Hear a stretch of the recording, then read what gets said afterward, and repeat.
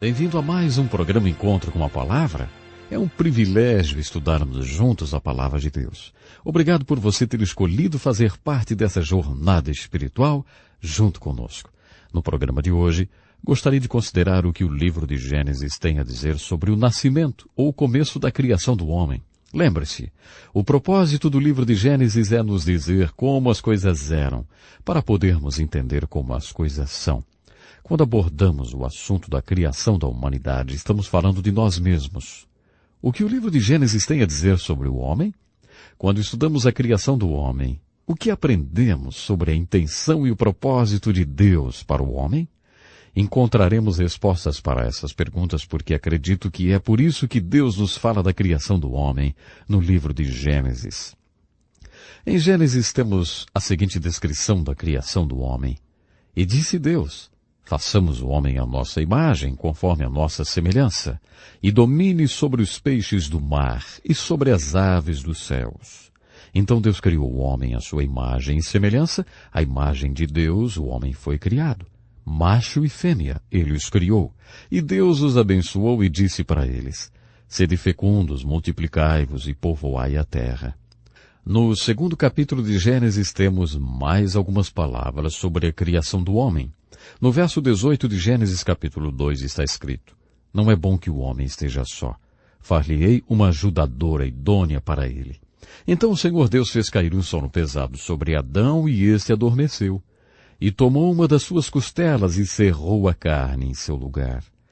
E a da costela que o Senhor Deus tomou do homem formou uma mulher e trouxe-a a Adão. Portanto deixará o homem o seu pai e a sua mãe, e apegar-se-á à sua mulher, e serão ambos uma carne. Essa descrição do nascimento do homem, ou o começo do homem, nos fala da criação do homem como ele era, para que possamos entender o homem como ele é. Fala de nós como nós éramos, para que possamos nos entender como nós somos. Quando lemos a descrição da criação do homem, a primeira coisa que impressiona é o fato de que o homem foi criado à imagem de Deus. O que isso significa? Deus é um espírito. Deus não tem um corpo, então isso provavelmente não se refere ao corpo humano. Então, a que isso se refere? Quando diz ali que Deus criou o homem à sua imagem e semelhança, quer dizer que Deus deu ao homem a capacidade de ser espiritual. Mas não é essa aparência física que foi feita à imagem de Deus, e sim a capacidade de sermos espirituais. É isso que faz de nós a imagem e a semelhança de Deus. Podemos citar em Gênesis capítulo 2, quando o Senhor Deus molda um pouco de terra e depois sopra para dentro dela, lhe dando a vida. Sabe, o homem se torna uma alma viva, um espírito vivo aí. Foi exatamente aí que Deus criou o homem à sua imagem e semelhança, porque Deus é espiritual. Se pensarmos nisso, veremos que o homem tem a capacidade de ser pior do que qualquer animal selvagem. Nenhum animal selvagem já matou mais de 6 milhões de outros animais só porque não gostava da aparência deles. Mas um homem fez isso. Se verificarmos a história do que o homem tem feito com o próprio homem, chegaremos à conclusão de que o homem tem a capacidade de ser pior do que qualquer animal. Sim, o homem pode ser pior do que os animais e ainda assim o homem tem a capacidade de ser como Deus. Ele tem o potencial de ser espiritual. É isso que dá ao homem a capacidade de ser a imagem e semelhança de Deus. Como veremos em Gênesis capítulo 3, essa imagem e semelhança de Deus na qual o homem é criado foi desfigurada porque o homem caiu. O problema fundamental com o qual as Escrituras se encarregaram de lidar é como Deus conseguiu reunir o homem e devolver a ele essa capacidade de ser espiritual e de ser a imagem e semelhança do Criador. Então, essa é a primeira observação que fazemos quando consideramos o homem como ele era e como ele é. O homem foi criado para ser espiritual. Agora, se um homem não é espiritual, se ele é nascido da carne e não nasceu do espírito, ele não é a imagem e semelhança de Deus, porque Deus está vivo. Jesus se referia às pessoas como se elas estivessem mortas. Um dia um homem veio até ele e disse: olha, eu vou te seguir, mas primeiro eu tenho que enterrar o meu pai. Tenho uma obrigação com meu pai, e quando essa obrigação terminar, então eu te seguirei. Aqui temos uma das mais duras palavras de Jesus. Ele disse: seu pai já está morto. Deixe que essas outras pessoas mortas o enterrem. E venha comigo agora. Palavras duras, não? O que Jesus quis dizer com seu pai já está morto e deixe que os mortos enterrem o morto? Ele quis dizer que o fato de você estar fisicamente vivo não significa que tenha vida, não a vida que Deus planejou para o homem. De acordo com as Escrituras, quando nascemos fisicamente, não somos a imagem e semelhança de Deus. Recuperamos essa imagem e semelhança quando nascemos de novo. É por isso que temos que nascer de novo. É por isso que precisamos desse ato da criação em nossos corações. Outra observação que podemos fazer sobre a criação do homem é ele os criando macho e fêmea. Por que Deus criou o homem e a mulher? Esse foi o primeiro exemplo de cirurgia com anestesia. Deus foi o primeiro anestesista. Ele fez com que Adão caísse num sono profundo e então retirou uma de suas costelas, que foi usada para criar a mulher. Eu acredito que isso é um belo simbolismo. Os velhos estudiosos certamente vão dizer que Deus não tirou a mulher da cabeça do homem, o que poderia simbolizar que a mulher iria mandar no homem, ou que Deus não tirou a mulher dos pés do homem, simbolizando que ela devesse servir a ele. Deus tirou a mulher de um dos lados do homem. Afinal de contas, o que está mais próximo do coração do homem do que suas costelas? Deus queria que a mulher ficasse do lado do homem, perto do coração. Esse é um belo simbolismo. Por que Deus criou a mulher? Está escrito que quando Deus criou o homem estava incompleto. Mesmo sendo a imagem de Deus, Deus disse, não é bom para o homem estar incompleto. Vou criar uma ajudadora, que significa alguém que completaria. Então, Deus fez a mulher para completar o homem. Homem e mulher unidos em uma só carne são um ser completo. É isso que a gramática hebraica sugere. Deus criou o homem macho e fêmea. Por quê? Muita gente acha que no Jardim do Éden eles cometeram algum tipo de pecado sexual. Isso é ridículo. Deus os fez sexuais antes deles caírem em pecado e disse, isso é muito bom. Sobre as coisas que criou, Deus disse, bom. Mas quando ele criou a união sexual, ele disse, muito bom. Isso foi antes da queda do homem. Não foi o sexo que derrubou a família humana. Por que Deus os fez sexuais? Porque quando Deus uniu o homem e a mulher, ele instituiu uma lei da vida, que é uma das mais básicas leis da vida que nós temos. Ele trouxe à existência a instituição mais importante que temos na Terra hoje. Nós a chamamos de família, ou o lar. Era o plano de Deus quando ele os criou macho e fêmea, unir duas pessoas e torná-las parceiras, para que pudessem se tornar pais. E então, como pais, eles poderiam produzir pessoas que um dia também se tornariam parceiros e pais, e produziriam pessoas que se tornariam parceiros e pais. Essa é uma grande lei da vida, que deu início e que norteia e sustenta toda a família humana. Para que essa lei da vida funcione, Deus precisa ter dois pais adequados. Para ter dois pais adequados, esses pais devem ter uma parceria adequada. Para ter uma parceria adequada, é preciso ter duas pessoas adequadas. É assim que isso deve funcionar. Para que a lei da vida funcione, é preciso que haja pais adequados, parceiros adequados e pessoas adequadas. É mais ou menos assim, como se fosse um triângulo. A lei da vida que Deus trouxe a efeito quando criou o homem e a mulher diz que as pessoas devem se tornar parceiros, para que possam se tornar pais. Pense nisso como se fosse um triângulo. Um triângulo não existe sem a linha de baixo, ou sem um de seus lados. A paternidade depende da adequação da parceria. A parceria é apenas tão adequada ou efetiva quanto as pessoas que fazem parte dessa relação. Quando as Escrituras nos aconselham sobre como podemos ser pais e parceiros adequados e pessoas adequadas, as Escrituras sempre irão nos instruir a começar com as pessoas. Em 1 Pedro capítulo 3, por exemplo, Pedro aconselha uma mulher que tem um marido que não segue a palavra. Aquilo poderia significar que o marido dela não era crente, ou talvez ele fosse um crente, mas nem sempre obedecia a palavra. Pedro, na inspiração do Espírito Santo, diz para ela qual o tipo de pessoa que ela deveria ser. Pedro não disse nenhuma palavra sobre seu marido ou sobre tentar mudá-lo. Isso é muito realista. Um amigo meu que é psicólogo diz que muito de nossa ansiedade e frustração resulta disso. Nossas metas dependem muito do que as outras pessoas irão fazer. Por exemplo, Queremos que nossos filhos façam uma certa coisa. Nossas metas para o futuro estão baseadas nisso e, de repente, descobrimos que não podemos controlar o que eles fazem. Ou ainda, você quer que seu marido faça certas coisas. Essa é a sua meta para esse ano. Entretanto, você descobre que não consegue controlar o seu marido.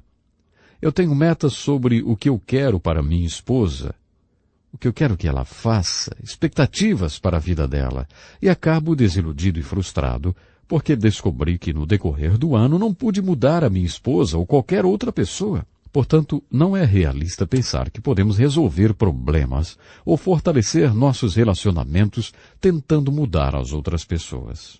Quando as pessoas procuram um pastor para aconselhamento matrimonial, geralmente a pessoa de quem eles querem falar a respeito é o parceiro. Houve um caso de um homem que disse, logo no início da sessão de aconselhamento, olha, se Moisés tivesse conhecido a minha esposa, teria um outro mandamento. E aí ele começou a me contar tudo sobre a sua esposa. A ideia de quem procura aconselhamento é, pastor, se o senhor puder consertar os defeitos da minha esposa ou marido, então eu vou ficar bem. Não terei nenhum problema. Isso não é muito realista e, na maioria das vezes, não resolve o problema. Mas a maioria das pessoas acha que o problema pode ser resolvido apenas consertando a outra pessoa.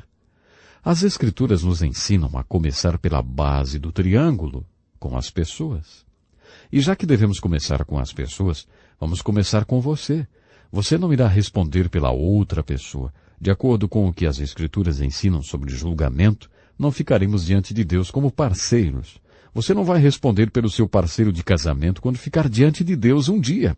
Você vai responder apenas por si próprio. Essa é a pessoa pela qual você é responsável. Essa é a pessoa pela qual você pode fazer algo. Essa é a pessoa com a qual você deve realmente se preocupar, se você quiser fortalecer a lei da vida planejada por Deus. Se preocupe com você primeiro. Nesse estudo falaremos sobre uma função muito importante, a função dos pais. Essa é uma função crítica. Uma das coisas que gostaríamos de abordar é a questão dos filhos terem que deixar o pai e a mãe. Essa é a lei da vida. Você cria o seu filho por cerca de 20 anos e, se tudo correr como deve ser, ele vai deixá-lo para construir uma nova família. Isso não acontece de uma hora para outra. Acontece gradualmente, enquanto a criança passa por vários estágios da vida. Eu acho que esse é um dos grandes desafios da vida. Cuidar dos filhos por cerca de 20 anos, quando você estiver no ponto de partida, quando segurar aquele bebezinho ainda usando fraldas, é preciso considerar que um dia esse bebê estará andando nas ruas, fazendo faculdade e certamente irá pensar, eu posso fazer tudo o que eu quiser. O que ele irá fazer depois disso? É nessas coisas que devemos parar para pensar, enquanto estivermos segurando esse bebê em nossos braços. O que começar como um processo de disciplina tem de virar convicção para o seu filho. Ao longo desses 20 anos, o que começou como correção e controle, no começo mais controle do que correção, em alguma parte do trajeto, deve se tornar convicção para o seu filho. Não poderemos controlá-lo e puni-lo para sempre.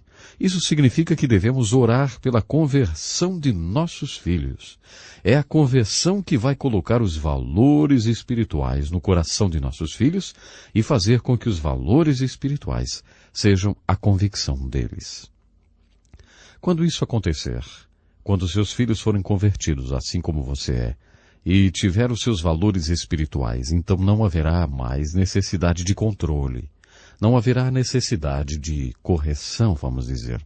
Nós já dissemos aqui que para sermos pais adequados dependemos muito da adequação de nossa parceria. Salomão fala, no Salmo 127, que as crianças são como flechas e os pais, ou parceiros, são como os arcos. O impulso e a direção de que as crianças precisam para caminhar na sua vida dependem dos arcos de onde são lançados. Isso é o que representa o lar para uma criança. Se você fosse o inimigo e, sabendo disso, quisesse acabar com essa regra da vida criada por Deus, o que você faria? Provavelmente você cortaria a corda do arco para que as flechas não tivessem o impulso e a direção para serem lançadas. Para que os pais se tornem adequados, sua parceria tem de ser adequada. A parceria entre o homem e a mulher é uma parte muito importante da lei básica de Deus para a vida. Por isso Deus os criou homem e mulher. Se o homem está relacionado a Deus e se a mulher está relacionada ao mesmo Deus como duas pessoas, esse homem e essa mulher chegarão mais próximos de Deus e mais próximos de si mesmos. De acordo com as Escrituras, no relacionamento entre o homem e a mulher, eles se tornam a mesma carne. Nós vamos descobrir nas Escrituras que esse laço entre essas duas pessoas é uma união providencial, porque teve origem no coração de Deus. Deus os uniu. Foi Deus quem originou a ideia do casamento e do lar. Estudando o casamento no livro de Gênesis, vemos que o casamento deve ser uma relação exclusiva em dois sentidos. Por causa do casamento, o homem deixa seu pai e sua mãe. Ele exclui aquela família na qual ele passou de 20 a 25 anos. É exclusivo porque, devido ao casamento, ele abandona a todos os outros por conta de um compromisso de vida com sua esposa. Essa é a intenção e o propósito de Deus. Por que Deus faz o casamento a união indissolúvel? Eu acredito que é por causa do que podemos chamar de direitos das crianças. Hoje em dia ouvimos falar muito de direitos. Acho que algo precisa ser dito a respeito dos direitos das crianças. As crianças sabem que a segurança delas depende do casamento dos pais.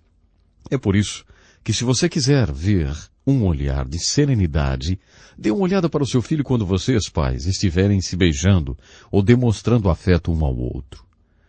Eles podem até dizer que não quando crescerem, mas eles gostam de ver esse carinho, porque isso faz com que eles se sintam seguros. Da mesma forma, quando você estiver tendo uma discussão ou um desentendimento, dê uma olhada para o seu filho e você vai ver aquele olhar de insegurança, um olhar de terror no seu filho. Eles sabem que a segurança deles depende do casamento de vocês. Portanto, Deus estava pensando nas crianças quando disse que o casamento é um laço permanente. É para sempre. O casamento é também exclusivo no sentido de que você deve abrir mão dos outros para se juntar nessa aliança segura e sólida. Essa aliança tem de ser baseada na exclusividade. Uma outra observação sobre o casamento é que ele é um relacionamento que inclui tudo. Salomão teve 700 esposas e 300 concubinas. Então ele foi, de certa forma, uma autoridade quando o assunto é casamento. Salomão diz em Eclesiastes capítulo 4 que o casamento, como Deus pretendeu que seja, é como uma corda de 3 pernas, que não se quebra facilmente. Por aplicação, o que ele quis dizer é que a relação entre duas pessoas tem muitos níveis diferentes, no mínimo 3. Primeiro de todos, o homem e a mulher se tornam um só, em espírito. Deus quer que eles tenham comunhão, como que se fossem um só espírito e mente. Deus desenhou essa relação física e sexualmente. Deus projetou essa relação física para ser a expressão de alegria da unidade que eles teriam nesses níveis mais profundos. Deus quer dizer que devemos ser um em espírito e na mente e expressar essa unidade através da união física ou unidade física. Deus pretendia que nós fôssemos como uma corda de 3 pernas, ou um cabo com 3 tranças, que não se parte facilmente. Ele pretendia que fôssemos um no espírito e na mente. Assim nossa união física será o que deveria ser. Se tivermos essa unidade em todos os 3 níveis, então teremos a corda de 3 pernas, a qual Salomão disse não ser fácil de quebrar. Um último pensamento sobre essa lei da vida. Como podemos observar em Gênesis, vemos o casamento, o lar e a família como eles eram e como eles são hoje. O Salmo 127 diz, se o Senhor não edificar a casa, em vão trabalham os que a edificam. Se o Senhor não guardar a cidade, em vão vigia a sentinela. Inútil vos será levantar de madrugada, repousar tarde, comer o pão de dores. Aqui está uma mensagem importante desse salmo. Se você estivesse tentando dormir e tivesse um dia cheio pela frente, não seria ridículo deitar e dizer, Senhor, tem um dia cheio amanhã. Eu tenho que ajudá-lo a pôr energia de volta em meu corpo, então eu vou deitar e ficar acordado para ajudá-lo a pôr energia de volta no meu corpo, porque amanhã eu tenho um dia lotado. Enquanto você ficasse acordado, ele não poderia recolocar energia de volta em seu corpo. Quando você se torna passivo e libera tudo para Deus, tudo para Ele, e põe sua vida nas mãos dele e vai dormir, milagre dos milagres, aí o Senhor, Ele mesmo, põe a energia de volta no seu corpo. Você pode acordar às 6 ou 8 horas depois e ter energia suficiente. Salomão diz que Deus dá aos seus amados a capacidade de ser pais adequados quando você leva suas crianças até Ele e deixa que Ele construa a casa. Resumindo, não podemos ser pais adequados sem a ajuda de Deus. Jesus disse sobre o casamento: ninguém pode receber isso a menos que Deus o ajude. Você não pode experimentar verdadeiramente o que Deus planejou para o seu casamento, a menos que você tenha a ajuda de Deus.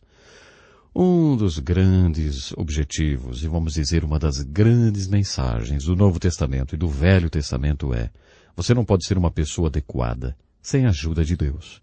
A Bíblia coloca dessa forma. Jesus diz em João: o que é nascido da carne é carne, e o que é nascido do Espírito é Espírito. Não te maravilhes de ter dito: necessário vos é nascer de novo. Essa é a grande mensagem da Bíblia. Como Deus acaba com o divórcio entre o homem e Deus? Como Deus realiza em nós o ato de criação de que precisamos? Ele o faz através do novo nascimento. É por isso que o Velho Testamento diz: Jesus está vindo. E o Novo Testamento diz: Jesus veio. Você pode nascer de novo. Você pode receber o ato de criação em seu coração. E então você será uma pessoa adequada. Assim, de acordo com as Escrituras, não podemos ser pais adequados, ou companheiros adequados, ou pessoas adequadas, sem a ajuda de Deus. É por isso que devemos voltar ao livro de Gênesis, capítulo 1 e capítulo 2, considerar a criação do homem e entender a nós mesmos como realmente somos. Nunca seremos adequados como pessoas, se não voltarmos ao Gênesis e considerarmos a intenção e o propósito no coração de Deus quando Ele nos criou. Nunca seremos pais adequados sem, de acordo com as Escrituras, até que voltemos ao Gênesis e deixamos que Deus nos conte sobre o lar, sobre as pessoas, companheiros e pais, como eles foram e como eles devem ser. Bom, o nosso tempo hoje já acabou, mas eu espero você para o nosso próximo programa. Que Deus lhe abençoe com toda a sua família. Até lá então.